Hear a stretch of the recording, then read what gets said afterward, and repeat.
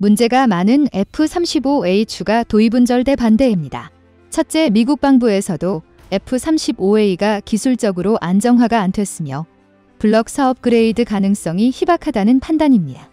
둘째, 지금 우리가 F-4F5 교체로 구입한다는 명분으로 F-35A를 지금 계약하여 발주한다 손치더라도 2027에서 8년쯤에 받아볼 수 있는데 이 시기는 이미 KF-21 보라매가 양산되는 시기이므로 시기적으로도 안 맞으며 현재 F-50 업그레이드 버전의 전투기를 구입하는 것이 한국 항공사업을 지원하는 의미에서도 좋다고 생각됩니다.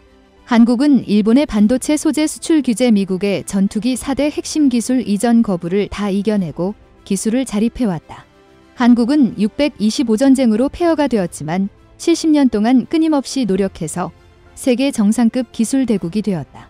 한국이 남북 통일을 잘 이룬다면 전 세계 어떤 나라도 함부로 한국을 넘보지 못할 것이다. 이렇게 빠르게 진행될 줄 몰랐다. 현재 한국 KF-21 엔진 기동이 전격 성공하면서 인도네시아에서는 한숨이 나오는 상황입니다. 또한 자신들도 뜻밖의 일을 저질러 버렸다고 하는데요. 이에 따라 한국에서는 여론이 싸늘해지는 동시에 인도네시아에 철퇴를 내리자는 말도 나오고 있는데 KF-21 보라매의 첫 엔진 기동과 한국군의 움직임, 그리고 인도네시아는 왜 그런 상황인지 주목되는데요. 현재 KF-21은 지상에서 각종 시험을 진행 중이며 자체 엔진 동력으로 기동에 성공한 것입니다. 엔진런이라는 테스트를 통해서 연료와 유압 전기계통 장치 및 모든 장치들의 정상 작동을 테스트하는 최종적인 단계에 성공함에 따라 이제 KAI는 다음 달에 첫 테스트를 하게 되는 것입니다. MBC 보도에 따르면 KAI의 첫 엔진이 기동되자 김찬조 KF-21 시험계획팀장은 울컥했다고 하는데요. 처음으로 물꽃이 나오는 장면을 보고 조마조마했는데 이제 잘 끝났겠다고 하는 안도감이 든 것입니다. 지금까지 한국에서 45세대 전투기를 만든다고 할 때 대부분의 국가는 회의적인 반응을 보내왔습니다. 미국의 스텔스기 설계도면 유출하고 베낀 중국 정도나 간신히 출시했고 대부분 국가는 개발조차 시도를 안 했습니다. 하지만 한국은 적은 인원과 재정으로 어떻게든 해낸다는 일념 아래 이제 45세대 출고를 앞둔 것입니다. 실제 한국의 개발 인원과 재정은 미국, 러시아, 일본 등과 같은 국가들의 10분의 1도 채 안 되는 것으로 보고됩니다. 순수하게 땀과 노력으로 기술과 자본의 격차를 메꾸면서 현재의 기적을 일궈낸 셈인데요.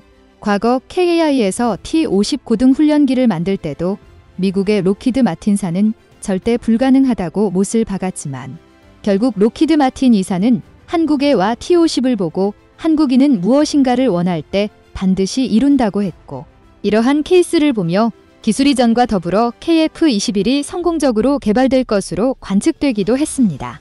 일각에서는 엔진을 조금 늦게 얹은 관계로 다소 급한 일정이 아닌 게 하는 지적이 나오고 있는데요. 그러나 우리 군은 이와 관련해서 KF-21의 도입을 좀 더 앞당기는 이유가 있다고 이야기하고 있습니다.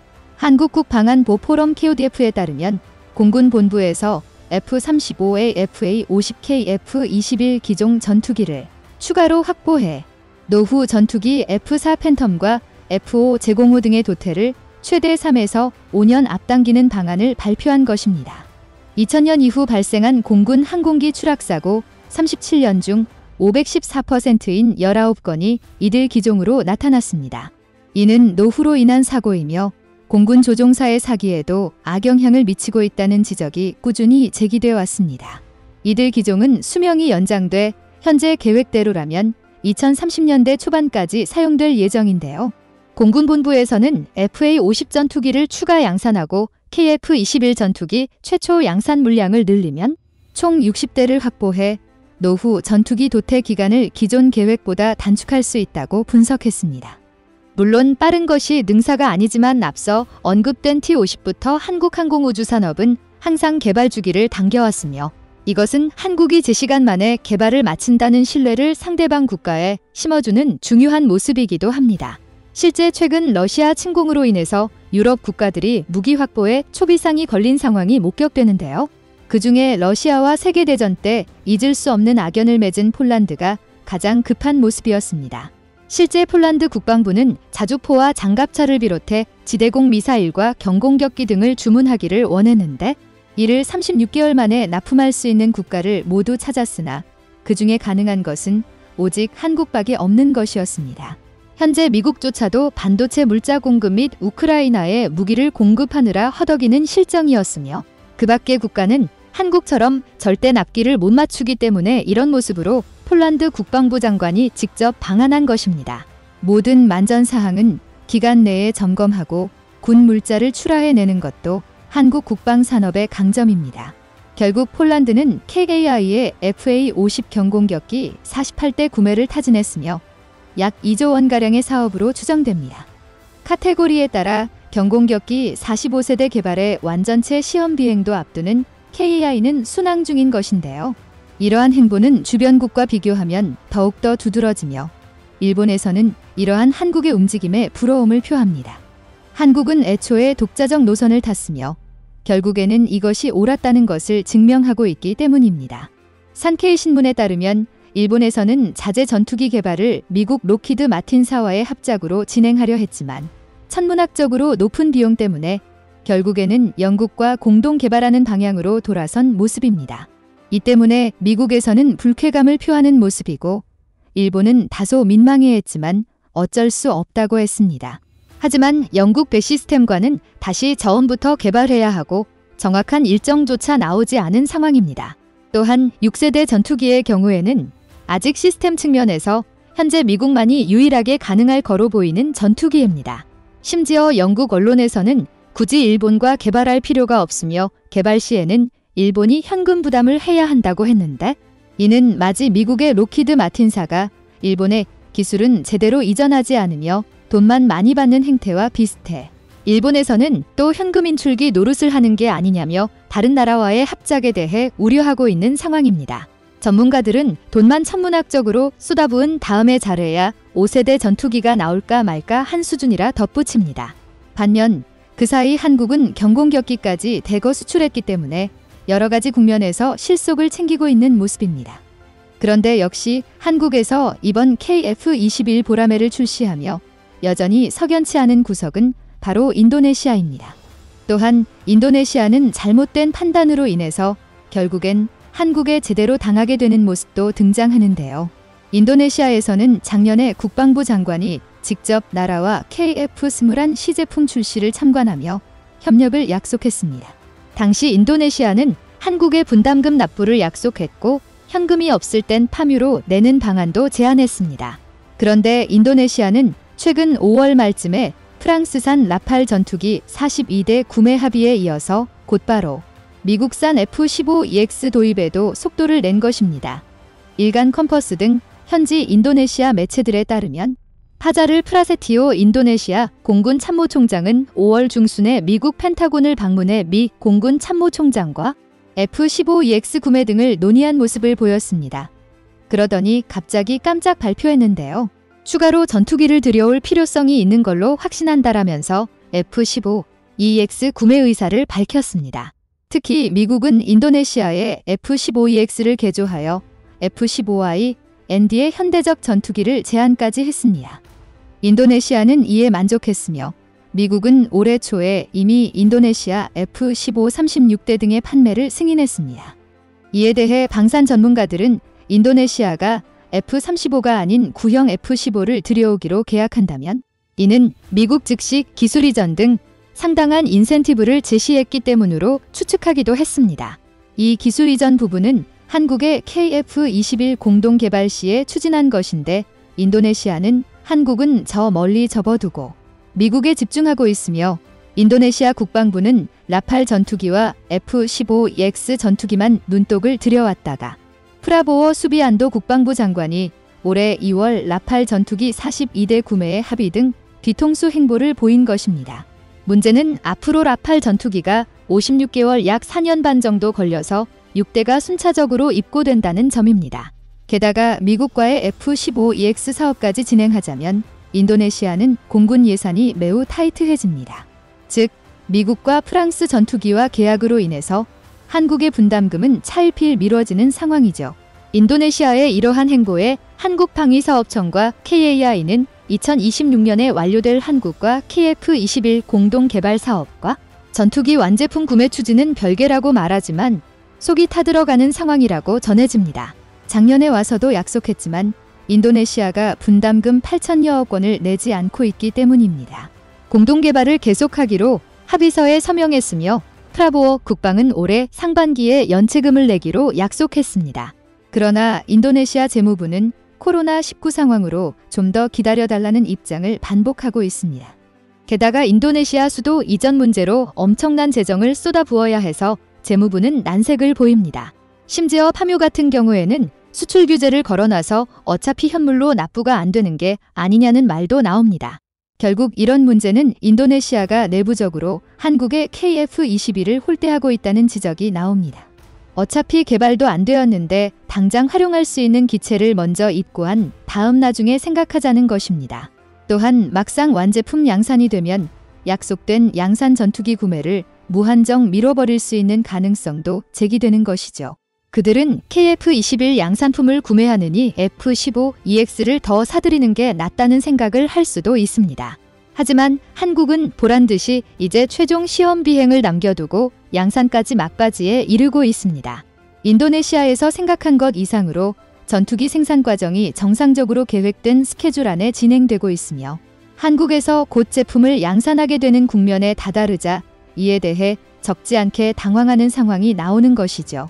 한편 누리꾼들은 이러한 인도네시아 행태에 대해 애초에 공동개발을 없던 일로 돌리자는 말도 나옵니다.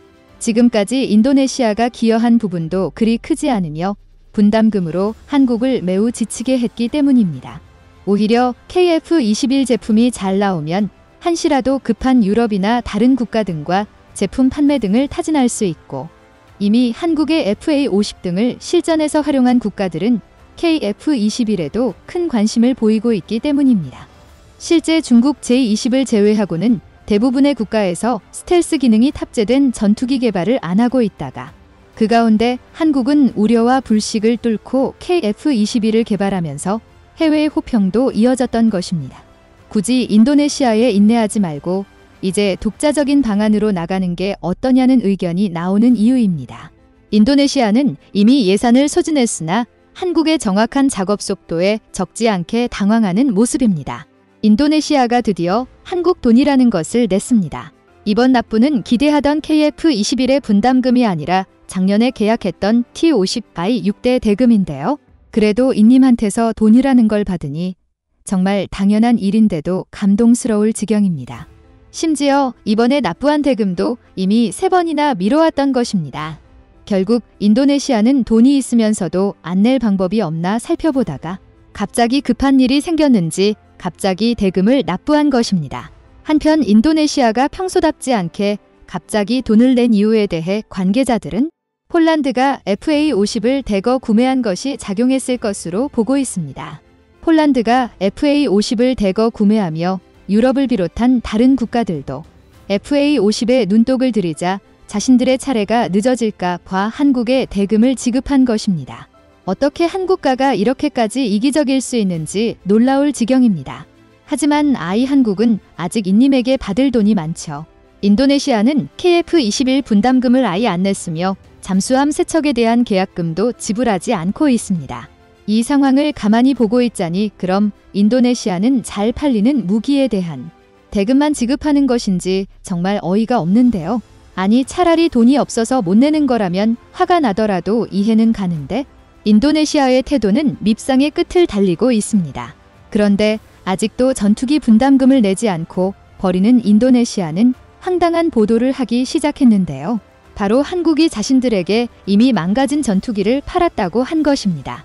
한국이 인도네시아에 판매한 전투기는 도저히 운용할 수 없는 수준이었기에 인도네시아에 조종사만 피해를 봤다는 황당한 말을 하고 있습니다. 아니 대금이나 제때 지불했으면 그나마 조사라도 하겠지만 돈도 안 내면서 이러한 주장을 하는 것은 도저히 참을 수가 없는데요. 그리고 다른 나라의 순서를 뺏길까봐 T-50/2의 대금을 부랴부랴 냈으면서 갑자기 한국산 전투기를 깎아내리는 기사를 내는 것입니다. 앞서 인도네시아의 T-50이 추락하는 사고가 일어난 것에 대해 인도네시아는 한국의 잘못이라고 주장하지만 다른 전문가들은 인도네시아의 잘못이라고 말하는데요. 인도네시아의 말도 안 되는 관리 부실이 끊임없는 사고를 불렀다는 것입니다. 앞서 2015년 인도네시아에서는 T-50I가 추락했습니다. 당시 조종사 2명은 안타깝게도 하늘의 별이 됐는데요. 이에 많은 항공 전문가들은 사고 원인 파악에 주목했습니다. 당시 사고가 주목받은 이유는 생산된 지 2년이 채 되지 않은 전투기가 추락한 사고였기 때문입니다. 만약 당시 사고가 한국의 잘못이었다면 한국의 전투기 수출은 불가능에 이를 전망이었습니다. 그런데 현재 한국은 폴란드를 비롯해 세계 각지에 FA-50을 수출하고 있으며 아직 시험 비행 중인 KF-21도 선진국들로부터 엄청난 찬사를 받고 있습니다. 이 점만 보더라도 당시 인도네시아에서 발생한 추락 사고는 한국의 잘못이 아니었던 것입니다. 그렇다면 당시 인도네시아의 T-50I의 추락 원인은 무엇이었을까요? 바로 정비 문제였습니다. 결국 한국의 잘못이 아닌 인도네시아의 잘못이었던 것이죠. 그런데 인도네시아의 전투기 추락 사고는 잊을만 하면 계속됐습니다. 유독 인도네시아에서만 잦은 항공기 사고가 계속되자 전문가들은 인도네시아의 문제에 주목했는데요. 그 결과 전문가들은 인도네시아의 열악한 조종사 훈련 시스템과 여객기 정비 기술력, 항공, 교통 통제 능력 부족 등을 이유로 꼽았습니다. 이쯤에서 인도네시아의 항공기 시장의 문제점을 살펴보자면 인도네시아는 1990년대 후반 수하르토 정권이 무너진 후 별다른 규제 없는 민간 항공산업 진출이 허용되며 저가 항공사가 넘쳐나기 시작했습니다. 따라서 1945년 이후부터 2021년까지 인도네시아에서 발생한 항공기 사고는 모두 104건에 달하며 1,300여 명의 인명피해를 낳았습니다. 이에 미국은 2007에서 2016년까지 자국 내에서 인도네시아 항공사의 운영을 금지한 바 있으며 유럽연합도 2007년에서 2018년까지 비슷한 조처를 했습니다. 그리고 전문가들은 인도네시아의 가장 큰 문제점은 항공기 사고가 자주 나는데도 문제점 개선이 전혀 없다고 지적합니다. 또한 정말 인도네시아의 말대로 T-50 자체에 문제가 있었다면 한국 공군은 물론이고 T-50과 FA-50을 수입한 여러 국가에서 난리가 났어야 합니다. 하지만 우리 공군과 타국 공군은 아무런 일도 발생하지 않고 있죠.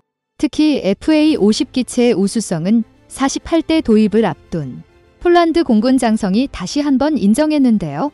지난 29일 이레니우스 노바가 폴란드 공군 준장은 비행시간이나 운용이 미국의 5세대 스텔스 다목적 전투기 F-35보다 FA-50이 훨씬 저렴하게 임무를 수행할 것이라고 밝혔습니다.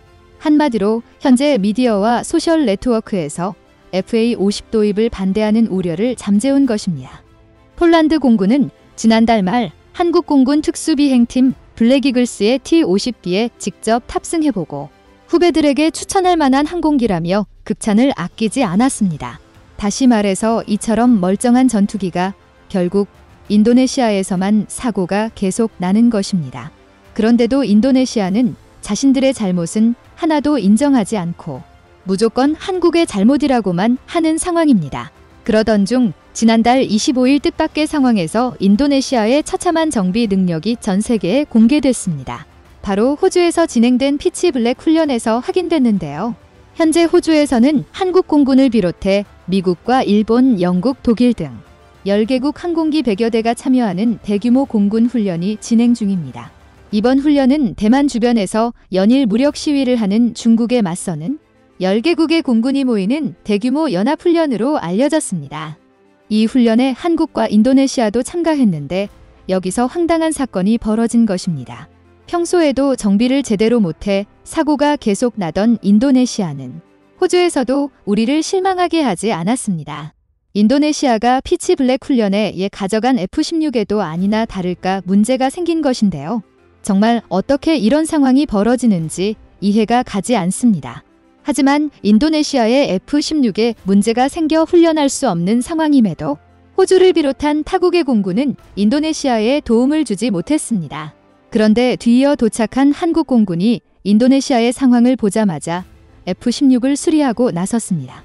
물론 한국의 주력 전투기가 F-16이긴 하지만 어떻게 문제가 발생한 전투기를 보자마자 수리를 할 수 있는지 놀라울 따름입니다.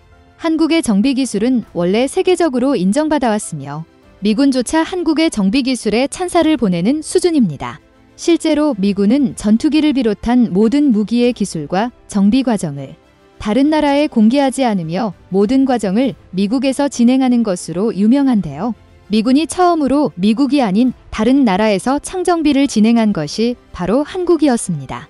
지난 2006년 주한미군의 장비가 처음으로 한국에서 분해와 정비, 그리고 조립까지 전 과정에 걸친 창정비를 마친 바 있는데요. 이는 당시 주일 미군이 주둔하고 있는 일본에서도 진행된 적 없는 일이었습니다.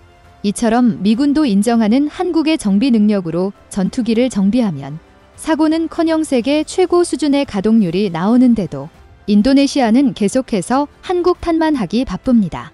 한편 한국 공군은 인도네시아가 한국 탓을 하든지 말든지 현재 호주에서 인내 지역의 우방 국가들과 연합훈련을 진행하고 있는데요.